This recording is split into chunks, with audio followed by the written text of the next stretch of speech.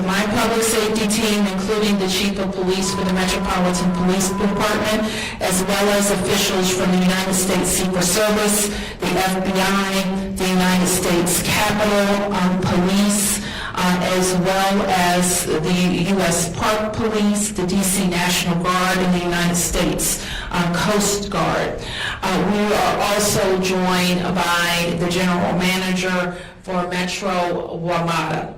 And so let me just begin with our briefing. As you well know, every 4 years our city supports the peaceful transition of power. We are proud of that responsibility and grateful to our federal partners, local agencies, and community members who work together to ensure a safe event. We are here today to discuss preparations for the upcoming 60th Presidential Inauguration. And the Secret Service, while the Secret Service is leading the security effort, the district is working closely with the Secret Service and other federal partners. I want to recognize all of the teams for their work around the 2 national special security events of last week, including the certification of electoral votes on January 6th, as well as President Carter's funeral. So in addition to the public safety personnel who ensured the seamless processions through our city and that the nation's work was done, I want to acknowledge our other great team at the Department of Public Works and the Department of Transportation who ensured that the snow was cleared and the city was safe. For residents and businesses, most of the impact of the inauguration will be felt in the area directly around the National Mall, the United States Capitol, the Convention Center, and around Union Station. So if you live, work, or need to travel through those areas that are shown on the map, in this coming week and weekend, make sure to plan ahead and give yourself extra time. We also encourage people to use public transportation instead of driving. To help plan for Inauguration Week, we've activated 2 resources, so please use them. Our official website is inauguration.dc.gov, inauguration.dc.gov, which provides essential information for residents, businesses, and visitors, and a free text service. The residents and visitors should text DC Inaug, that's DCINAUG, to 888-777. 888-777 for updates on road closures, traffic updates, and more. In addition to this, we also know that we're expecting very cold temperatures throughout this period. So if you plan to be outside, dress appropriately. We also have our human services teams in the community working to make sure everyone gets into shelter. I encourage everyone to look out for each other. Use 311 for a shelter hotline. Check on seniors and neighbors, and make sure you clear your sidewalks and continue to prioritize safety. So with that, I want to turn this portion of the discussion over to our law enforcement officials. I'm starting with the United States Secret Service, who leads this national special security event. So please, I'm welcoming Special Agent in Charge, Matt McCool, from the United States Secret Service, Washington Field Office.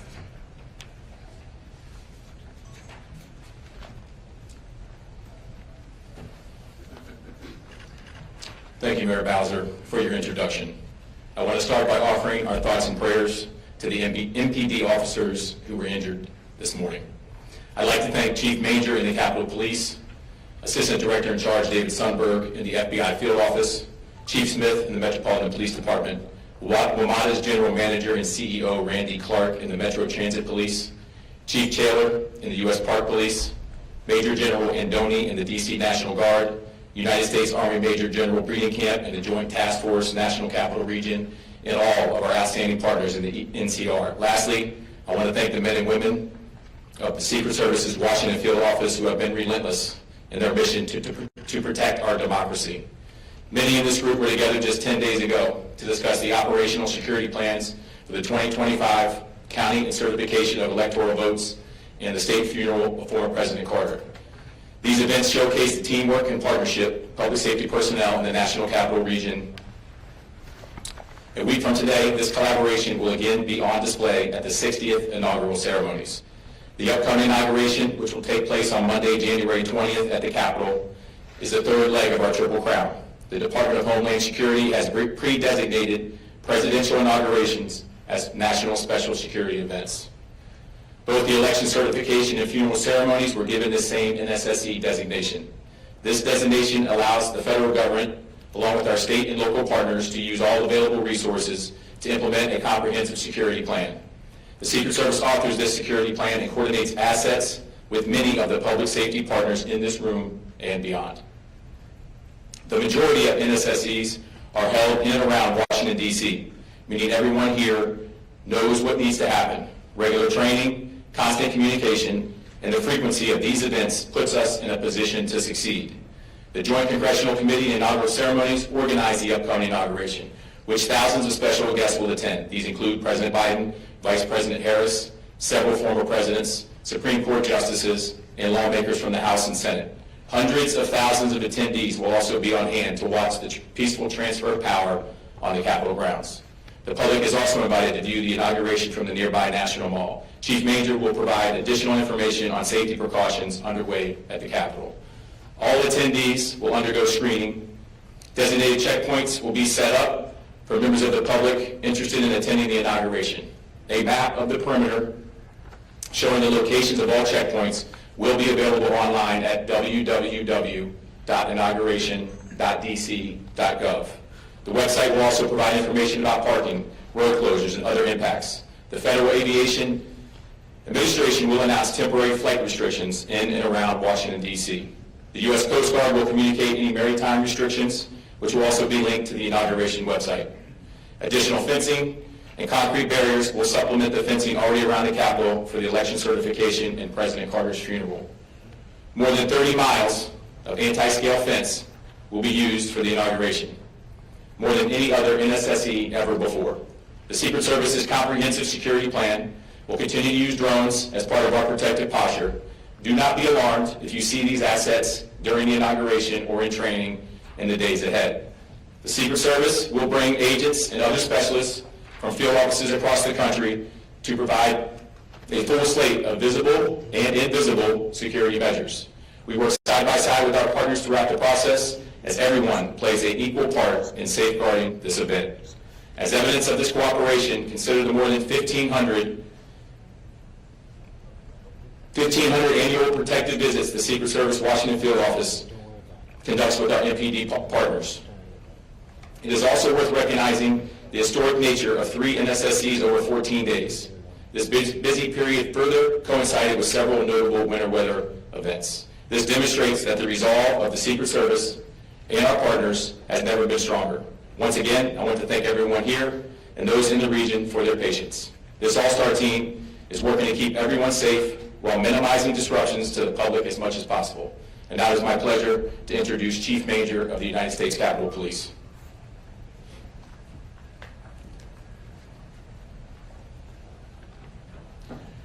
Thank you, Matt.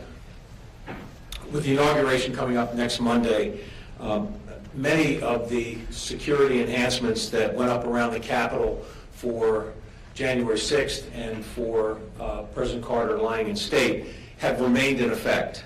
And as you heard from Special Agent McCool,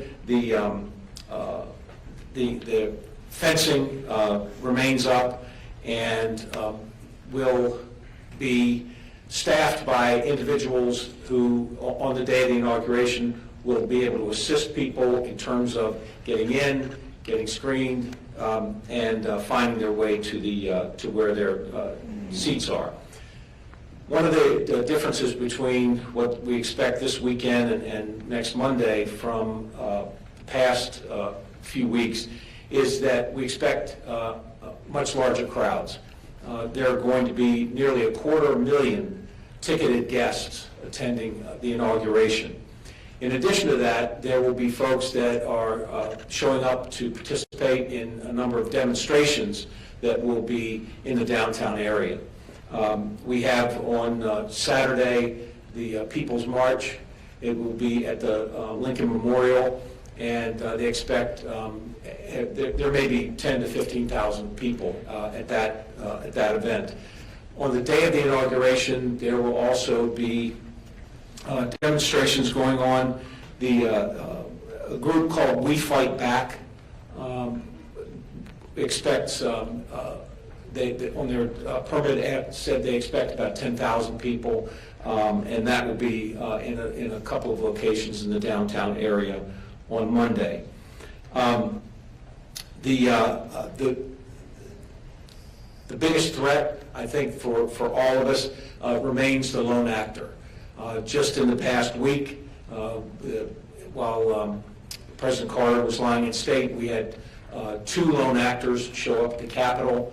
One trying to bring in knives and a machete, another one who was trying to, what I believe, to disrupt the proceedings by setting their car on fire down in the Peace Circle area. U.S. Capitol Police were able to interdict these folks before they had a chance to do any harm. But that threat of the lone actor remains the biggest justification for us being at this heightened state of alert throughout the next week. There will be folks along the fence line to assist the public in getting in to the inauguration for those that have tickets, and there will you'll hear from Metro. They're opening up early. The gates are opening up early, and we encourage people to show up early just because of the size of the crowds that we expect. And I'll close by saying that while we have around 250,000 ticketed guests for the inauguration, there are ticket scams that are ongoing, and people should be aware of the fact that there are these scams going on. So before anybody buys a ticket, make sure that you're getting a ticket from a reliable source, which at this point is mostly a member of Congress or someone who is in a position to be able to have the legitimate tickets. Thank you, Chief. With that, I would like to call Agent Sundberg from the FBI.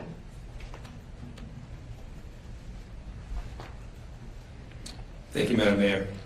Good morning, I'm Dave Sundberg, Assistant Director in charge of the FBI's Washington Field Office, and I appreciate this opportunity to be here today to discuss the FBI's partnership with both federal and local agencies to prepare for the 60th Presidential Inauguration.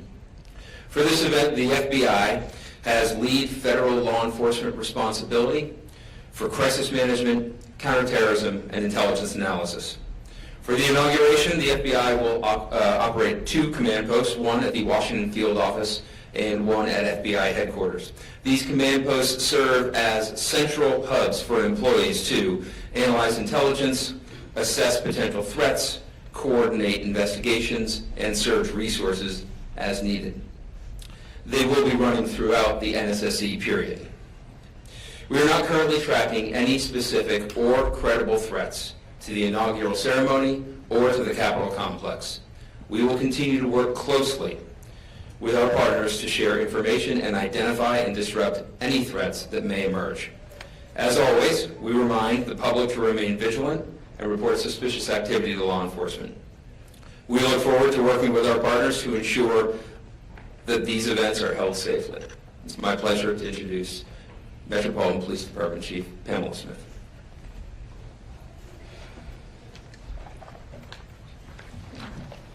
Good morning, and thank you, Director Sundberg. I'm Chief Pamela A. Smith, Chief of Police for the Metropolitan Police Department here in Washington, D.C.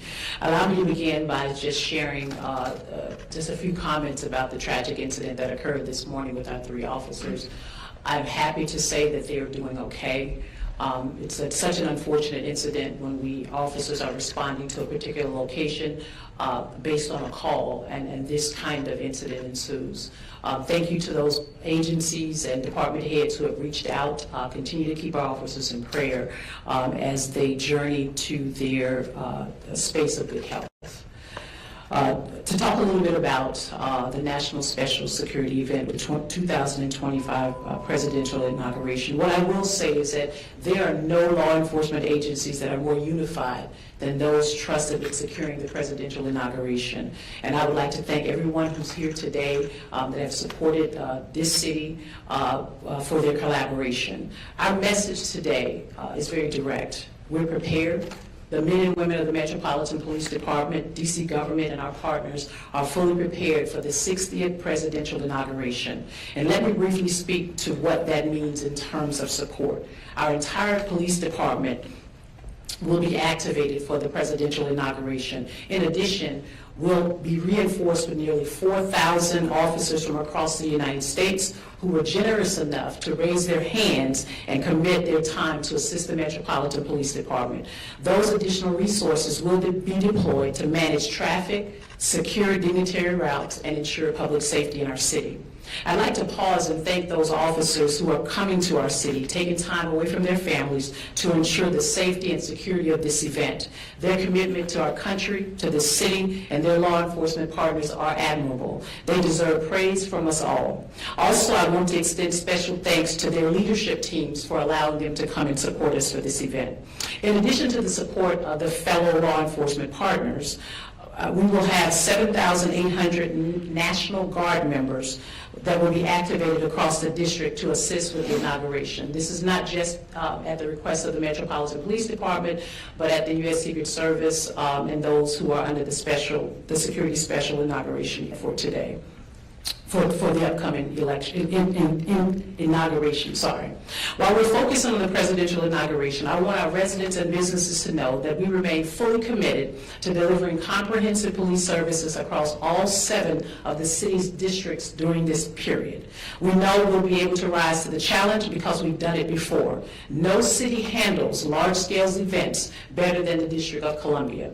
This month alone, in collaboration with our partners, we've successfully secured 2 national special security events, the counting and certification of the electoral votes, and the state funeral for former U.S. President Jimmy Carter. Both events were successful because our agencies worked together to develop and execute a comprehensive security plan.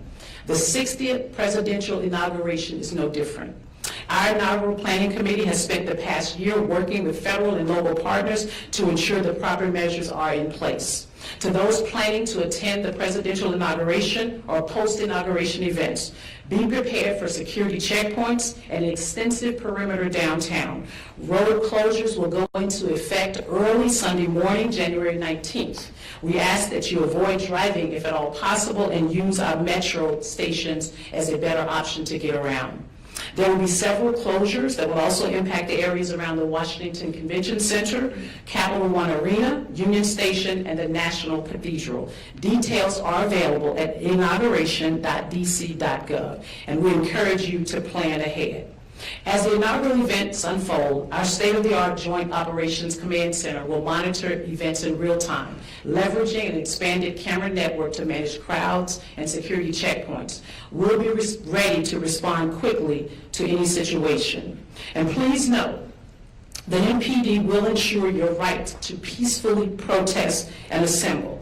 However, I want to reiterate, as I always have, that violence, destruction, and unlawful behavior will not be tolerated. Offenders will face swift and decisive consequences. On last Friday, a group of protesters outside of the National Archives broke the law and began tearing down signage. Our Special Operations Division was deployed and quickly moved in and made 7 arrests, 6 for unlawful entry and 1 for crossing a police line.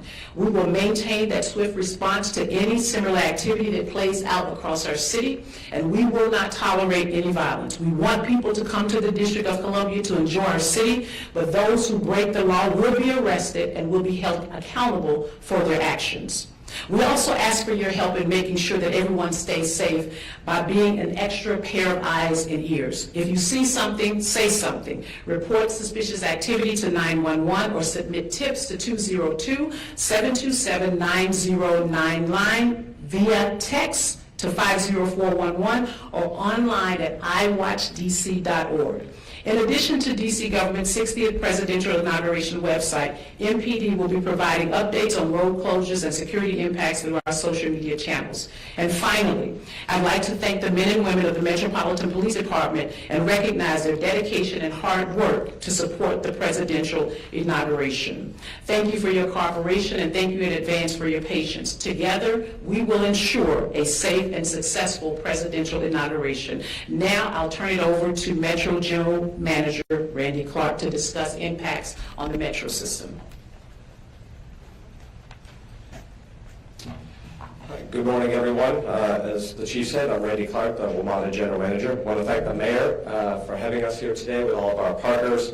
Obviously, a very successful week with two national security events, and as Mayor and I were discussing earlier, a pretty significant weather event. And I think these partnerships demonstrate everyone working together got us through that, and we look forward to doing that again for the upcoming inauguration. I'm going to take a moment and go through generally some pretty significant service impacts, because I think that's going to be the most impactful for people visiting the inauguration and local residents. But just highlighting, this is again not Metro's first inauguration, just like all the agencies up here. Our Transit Police Department is led by Chief Anzalo. This will actually be his 10th inauguration, working both for DC, MPD, and now us. We feel very confident with the measures we put in place, a lot of preparedness. We have 15 other law enforcement transit police agencies around the country, similar to as Chief Smith mentioned, to come in and supplement our workforce. We also have our National Guard partners, which we very much appreciate, and TSA. So probably throughout the Metro system, we'll have over 900 security uniformed personnel to keep people safe. They'll be walking trains, they'll be in platforms, bus areas. The whole idea is to get ahead of something, see something, say something, lots of uniformed personnel to keep people safe. Additionally, there'll be lots of signage out throughout the system, really explaining to people where they can go and where they can't go. I want to highlight WMATA.com/inauguration for people that are really trying to get some granular information. We'll go through that a little bit more detail.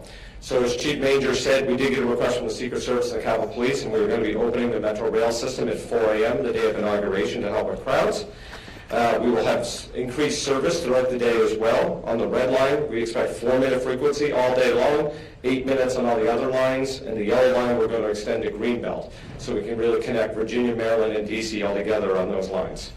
There are some significant station closures, though, at the request of Secret Service as well. McPherson Square Station, Federal Triangle, and Smithsonian, those are on the blue, orange, and silver lines. They will all be closed. The green, yellow lines, we're going to have Mount Vernon Square and Archive stations closed. Now, we are going to run service through those stations. That just means people will not be able to enter or exit those stations. We will be running trains through those stations. There are some additional station closures and entrance closures at other times, specifically Farragut West. Half the station will be open, but we will have entrance open. At Metro Center, the same thing. Gallery Place, Judiciary Square, and then Union Station. So there's obviously other events outside of inauguration going on. Again, WMATA.com/inauguration for those specific things. We'll also be posting everything on social media, and we encourage people to follow Metro Pulse. So a significant amount of rail impacts throughout the multi-day process. We also have 41 bus detours throughout the whole downtown area. I think it's fair to say if you have to go downtown, like the Mayor said, please prepare and try to find alternatives as best as you possibly can. A couple other quick highlights we're going to do. We encourage people to pay with either a Smart Trip card or on your phone. You can just tap your Apple Pay and go. The other thing is we are coming out with our inaugural commemorative Smart Trip card with President Trump on it. It's going to be available at 16 stations, and I believe we're posting those at stations on January 15th. Lastly, I just want to thank all the Metro staff, and just like every other leader up here. This is an incredible partnership. I've been in multiple cities doing a lot of events. There's nothing better than how it's done here in the National Capital Region. But the men and women at Metro have been working nonstop for over a week, dealing with 2 snow events, 2 national security events, and just running regular service. So just want to take a moment and recognize all their hard work, and thank you. Thank you, Mayor. Thank you. I also want to recognize that I've been joined by the city administrator for the district, Kevin Donahue, the director of DC Homeland Security, Clint Osborne, and the deputy mayor for public safety and justice, Lindsay Apia. So with that, we'll take a few questions. Yes, please introduce yourself. And I think you have a microphone coming.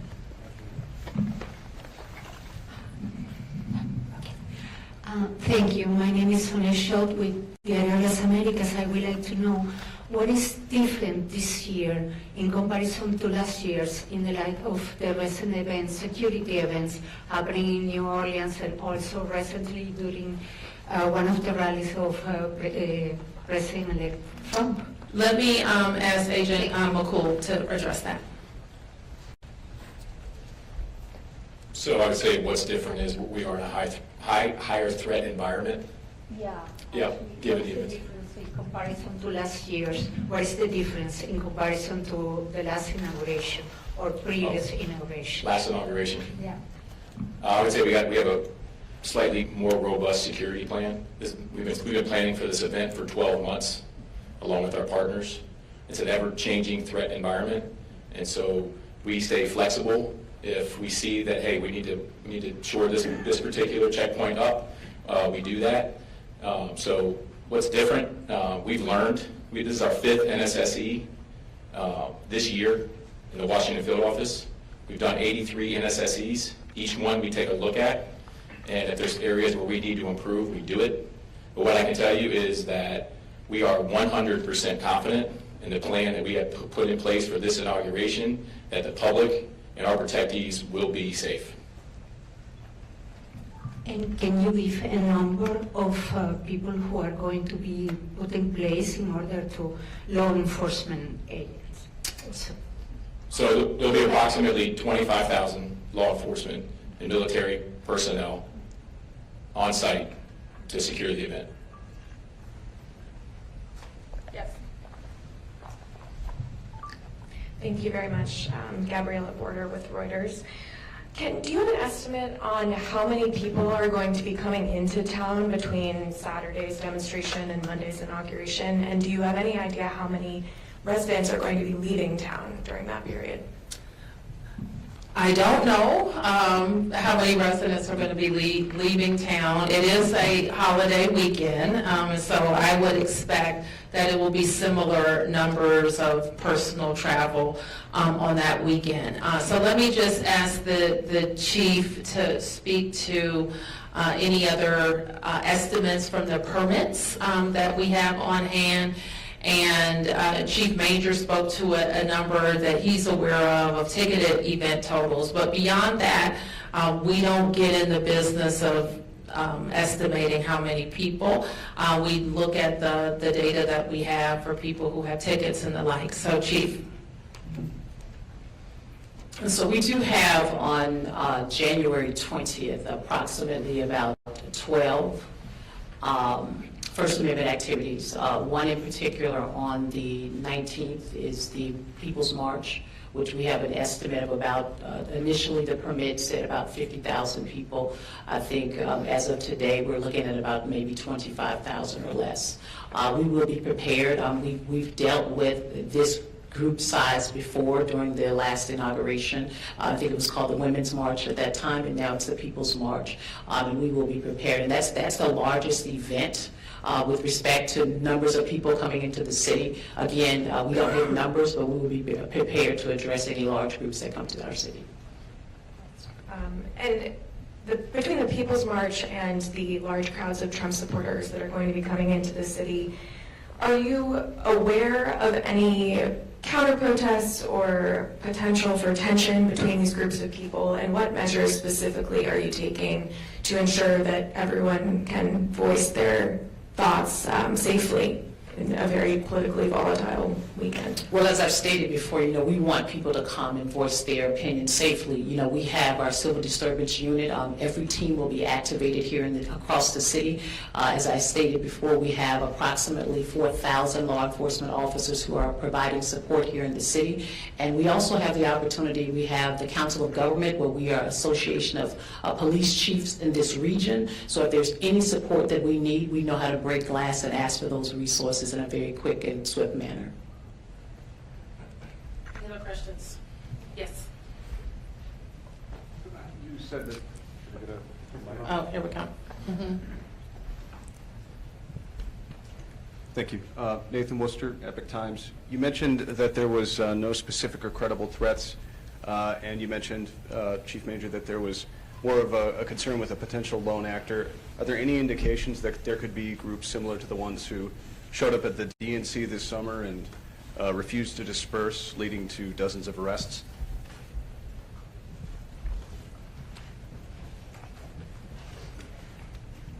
We're prepared for any of that. One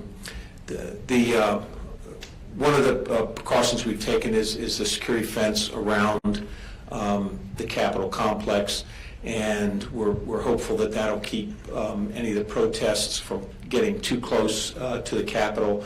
And we have adequate resources in terms of assistance with other law enforcement agencies on Capitol grounds to quell any disturbances if they start. So there are no indications of those similar groups at this so far? None. There's we have no intelligence to that effect. Yes. Good morning. I have a couple of questions. My first question is for the law enforcement personnel, particularly those who are going to be closest to the ground. How do you mitigate Fourth Amendment violations, throughout this entire endeavor? Just given the fact that this is a polarizing time, we have two groups, a lot of people going at it on the ground. What's the strategy as far as mitigating that so that people don't feel like they're being singled out? And I'm just speaking because those are similar sentiments back in 2020 at the height of the George Floyd protests. Chief? Well, Sam, thank you for the question. I think right now, we're in two different time periods with respect to what was happening around the George Floyd time period and where we are today with respect to Fourth Amendment and with respect to how we engage with the community. I think we have come a long way with bridging the gap between how we deal with our residents and even the groups. I mean, if you notice here in the city, we allow peaceful protests all the time. But when it comes to violating the law, we're just not going to tolerate it. I've given my team direct orders as of last week. Anyone who thinks that they can come into this city to destroy property, we will be prepared to deal with them or destroy our businesses. We want people to come into our city. I think we train, if not annually, biannually on Fourth Amendment. I, in particular, have had many conversations with our U.S. Attorney's Office, and I've brought them into our police department to also provide us with additional training around Fourth Amendment. So I think we'll be very prepared to deal with any Fourth Amendment issues that may arise. Got a couple more questions if that's cool. For me or for the mayor? Go ahead. And I don't want to get tangential, but with the MLK holiday coming up, and with the recent federal complaint levied against the empowerment program here in D.C., what is on your mind as a mayor? Federal complaint about what? Federal complaint about an affinity program for girls in D.C. There's a parent group that is that filed a complaint against that last week. Okay, I'm not familiar with that. No problem, but it's in line with the DEI pushback that's been happening over the last couple of years.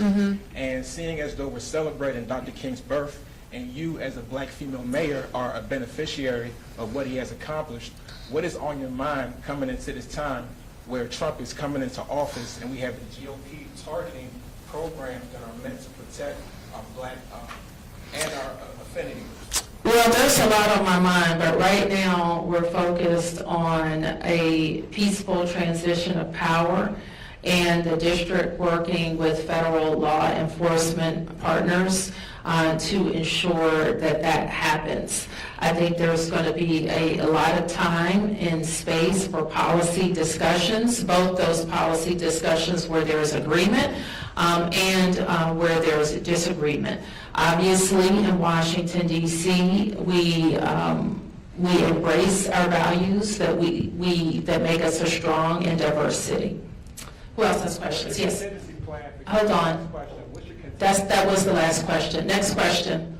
Next question. 2 questions. First for the chief. I know you mentioned other agencies coming in to help. For residents here, when can they start to expect to see those other police forces, and when can they expect to see them leave the area? Don't you want to keep them around?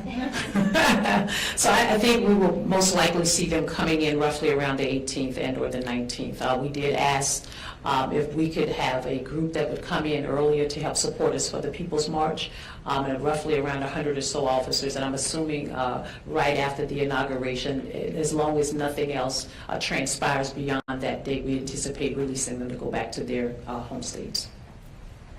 One more question, if I could, for the mayor. I know we're starting to see numbers come in as far as the cost for building the stage outside the Wilson building for the inauguration. For residents that are concerned about spending $1.5 million on that instead of, using those dollars locally for programs, what do you say to them? We do it every 4 years. I hate that the costs have escalated, but if you can imagine those costs escalating, think about our schools, buildings, our road projects, and everything else that the district builds. And then you'll understand some of the pressures we have with our capital budget. So things are more expensive, and I think people recognize that as the host city, and the importance of us having our building on Pennsylvania Avenue and being the only jurisdiction that can participate in that way is powerful. So while I don't like that the costs have gone up so much, I think it's important to do it every 4 years. Any other questions here? With Telemundo 44, I wanted to thank you for giving us that update on what happened this morning. I was wondering if there's any more information on the suspect. Is mental health, was that a factor? Anything else you can share? I only know anecdotally that it would appear that the resident did have some mental health issues. I hesitate to say that because that's not, I didn't get my medical degree yesterday, but we are concerned that that was a problem. Yes. Chief Smith. Okay, I just didn't know where you were. Chief Smith, you say that your department is prepared, but I want to note that just a little while ago, the FOP, Greg Pemberton, has put out a press release in which he notes that the size of the force is its lowest in 50 years, that you're using excessive overtime, which is leading to exhaustion and mental exhaustion and physical exhaustion by these officers. And he says, quote, it has reduced the effectiveness of the force. And I wonder if you have a comment on that. Well, I think that one thing that I will say is that we are low in numbers, and I don't think that's any different from a lot of the other partners that are here today. What I will say is that our officers are resilient. I will also state that over the last 2 years, 2.5 years, to be honest, our officers have been engaged in a mental health and wellness program that we have here at the Metropolitan Police Department. My predecessor stood that up prior to my arrival as the Chief Equity Officer. And we will do everything we can to ensure that our officers get the appropriate arrest. I'm an advocate for making sure that mental health and wellness is on the forefront of my mind as well as the forefront of the officers. And we will continue to support our officers to ensure that they are healthy and that they get the appropriate rest they need with respect to providing support for our city. But if I have one follow-up, if the size of the force is 4 years ago, you probably would have had 3,700 to 3,800 officers 4 years ago. You're down below 3,200. How much of a stress is that on your department? I think it's, I mean, when you think about it, I mean, it's certainly a stress without having the particular numbers that we're looking to obtain, but I also know that we've been leveraging that with technology, right? We do recognize that our officers can't be at all places at all times, which is why we have expanded our CCTV coverage across the city, and we've stood up the Real-Time Crime Center to help support with the eyes and ears across our city. So this would be a good time to mention to all the young people looking at how you can serve your country. MPD is hiring, as is, I think, every agency here. So law enforcement is a great career, so think about serving your nation's capital in some way. Did you get a question? Okay, yeah. Hey, Ellie Silverman with the Washington Post. Thanks for taking so many questions. I had a clarifying question. I think this would be for Special Agent McCool, but when you mentioned the 25,000 law enforcement and military personnel, did that include the numbers that Chief Smith shared about MPD's full activation, the additional 4,000 officers, or even the Capitol Police officers, or is it in addition? That number is all encompassing. Got So it. it includes everything they mentioned. Thank you. Yep. Mayor Josh Chapin here at 7 News. Sorry if I walked in late and you guys talked about this already, but I think there's certainly a little bit of buzz in the city about what happened on the football field last night. So if you care to comment on that, but that tied into the RFK stadium stuff. I'm just curious, shovels in the ground, you know, there was some reporting we did yesterday saying that we're going to see some more construction equipment over there. Yes. So I think sort of a twofold Commanders RFK question is what I'm asking. Yes, go Commanders, beat the Lions, let me just say that. And I just want to congratulate the organization and all the long-suffering fans who are feeling really good this morning. And to win this playoff game, I think I saw it reported that Jaden Daniels was 5 years old. The last time the Redskins, the Commanders won a playoff game. So it's a great day. And it is true that the city, through Events DC, will begin demolishing the current stadium. It has been long planned and discussed and permitted. It's going to be a selective demolition, which means it won't be a big implosion. It's going to happen over the course of many, many months. And you'll begin to see construction equipment and materials there. All right, yes. Hi, Rebecca with 7 News. I guess this would be a question for Secret Service and for potentially Capitol Police. If you can paint a picture for folks either new to the area or are unfamiliar with NSSEs, layman's terms, what can they expect visually and as well as invisibly? Are we talking, say, the union level security? If you can paint a picture for us. So we don't discuss all our means and methods, but I can discuss what they will see. So they will see lots of anti-scale fence. They will see tactical teams. They'll see CDU units. They'll see officers and agents on rooftops. They'll see checkpoints. They'll see road closures and barriers and concrete. That's what they can plan to see. Answer your question? Anybody else? Yes. On topic. What is your contingency plan? Well, on the topic of this relationship between local and federal, what is your contingency plan if, by any chance, you know, with Trump coming into office once again, that home rule is, you know, close to being eviscerated, that things are under threat? What's your contingency plan when the discussions go nowhere and when the person who you hope is cooperative is not being cooperative? Well, I think we always are planning for how the district responds to our legal authority and our right to self-determination. So that doesn't ever change. But it also doesn't change the fact that the district wants to work cooperatively with those who work with us. That includes the incoming president and the incoming leadership in the Congress. Any other questions? Yes, all right. This may be the last one. Okay. Yes. Kind of going off of the viewing stand, do you know at this point how many people are set to be in the viewing stand outside of the Wilson Building? Is it a full house? Is it? It will be. We will occupy all the seats.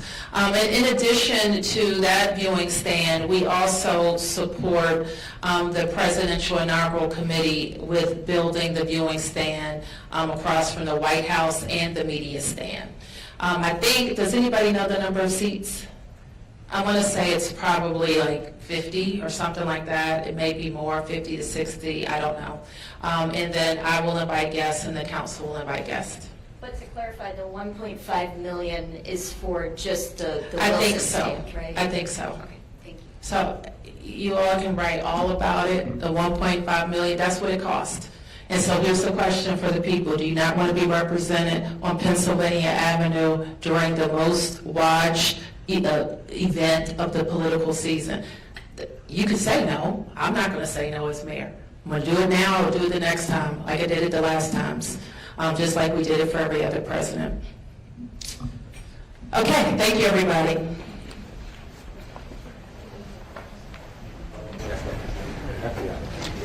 Jasmine.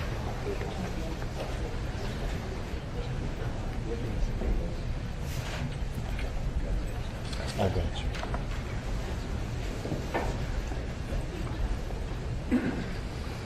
I got you. 3, 2. Good morning. I'm Muriel Bowser. I'm the mayor of Washington, D.C.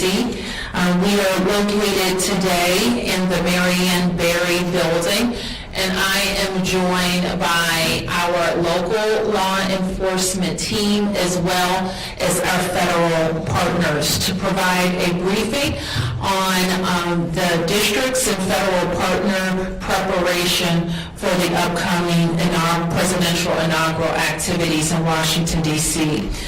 Before I start today, I want to acknowledge an incident this morning where 3 of our brave officers were responding to a residential location, and while attempting to apprehend an armed suspect, they were shot. We are fortunate that their injuries are not life-threatening, and we are grateful every day for the work of our officers and the dangers they face and their willingness to do this hard work to keep our city safe. You will hear from Chief Smith, who has been in contact with our officers and will continue to support them. We, as I said, are joined by members of my public safety team, including the Chief of Police for the Metropolitan Police Department, as well as officials from the United States Secret Service, the FBI, the United States Capitol Police, as well as the U.S. Park Police, the D.C. National Guard, and the United States Coast Guard. We are also joined by the General Manager for Metro WMATA. And so let me just begin with our briefing. As you well know, every 4 years our city supports the peaceful transition of power. We are proud of that responsibility and grateful to our federal partners, local agencies, and community members who work together to ensure a safe event. We are here today to discuss preparations for the upcoming 60th presidential inauguration. And the Secret Service, while the Secret Service is leading the security effort, the district is working closely with the Secret Service and other federal partners.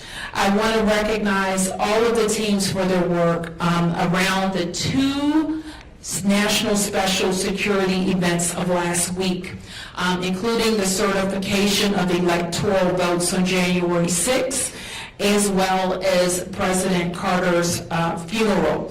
So in addition to the public safety personnel who ensured the seamless processions through our city and that the nation's work was done, I want to acknowledge our other great team at the Department of Public Works and the Department of Transportation who ensured that the snow was cleared and the city was safe. For residents and businesses, most of the impact of the inauguration will be felt in the area directly around the National Mall, the United States Capitol, the Convention Center, and around Union Station. So if you live, work, or need to travel through those areas that are shown on the map, in this coming week and weekend, make sure to plan ahead and give yourself extra time. We also encourage people to use public transportation instead of driving. To help plan for Inauguration Week, we've activated 2 resources, so please use them. Our official website is inauguration.dc.gov, inauguration.dc.gov, which provides essential information for residents, businesses, and visitors, and a free text service. The residents and visitors should text DC Inaug, that's DCINAUG, to 888-777. 888-777 for updates on road closures, traffic updates, and more. In addition to this, we also know that we're expecting very cold temperatures throughout this period. So if you plan to be outside, dress appropriately. We also have our human services teams in the community working to make sure everyone gets into shelter. I encourage everyone to look out for each other. Use 311 for a shelter hotline. Check on seniors and neighbors, and make sure you clear your sidewalks and continue to prioritize safety. So with that, I want to turn this portion of the discussion over to our law enforcement officials. I'm starting with the United States Secret Service, who leads this National Special Security event. So please, I'm welcoming Special Agent in Charge, Matt McCool, from the United States Secret Service, Washington Field Office.